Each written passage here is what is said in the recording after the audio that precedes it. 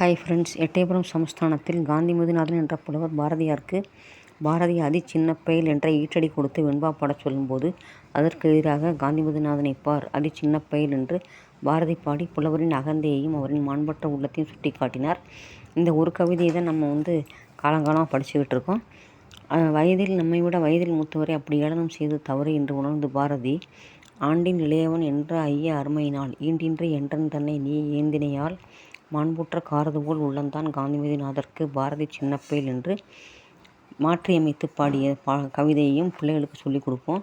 வயதில் இளையோன் என்ற அன்போடு என்னை நேசிக்கும் மாண்புமிகு காந்திமதிநாதனின் முன் பாரதி சின்னப்பயல் என்ற பொருள் வரும்படி பாடலை மாற்றியமைத்து நம்ம தமிழர் பண்பாடு இப்படின்னு வயதில் மூத்தவர்களை ஏளனம் செய்யக்கூடாது என்று சுட்டி காட்டுகிறார். காந்திமதிநாதனையும் புலவரையும் பெருமைப்படுத்தினார்.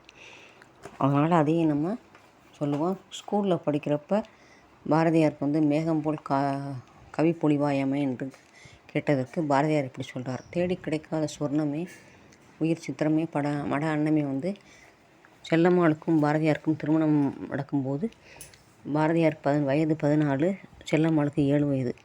திருமணத்தின் போது பாடிய அந்த காதல் கவிதை இது நம்மளும் என்ஜாய் பண்ணுவோம்.